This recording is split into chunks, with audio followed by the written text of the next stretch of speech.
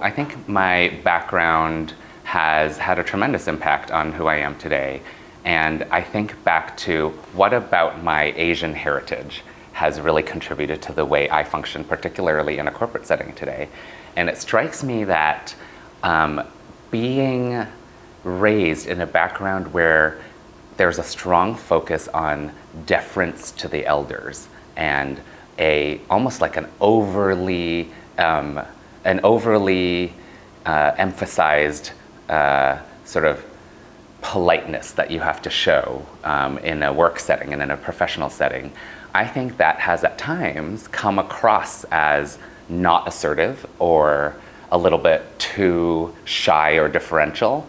And I think the way I like to spin that around today as sort of who I am is that I've taken those qualities and been able to use them as subtle influences of power and subtle manifestations of influence within, say, a meeting setting or even just a day-to-day interaction with colleagues. And I sort of now fight feedback that I get at times from superiors when they say, you're not behaving aggressively enough or loudly enough. And I turn that back around to say, well, why is it that the only way to be assertive is to be loud?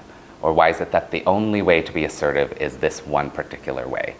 Because I think I like to sort of wield my influence in a very different way, which is more akin to, say, a string quartet, where at any given time, the cello might be leading one section, then they pass the lead to second violin, who happens to have a very important line in the layer of the music at the moment. And it's a very fluid back and forth of who exactly is leading the ensemble.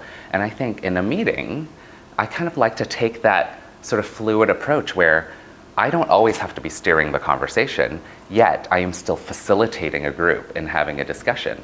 And I think the subtlety that our culture brings to the table in a corporate setting is often misinterpreted as lack of assertiveness.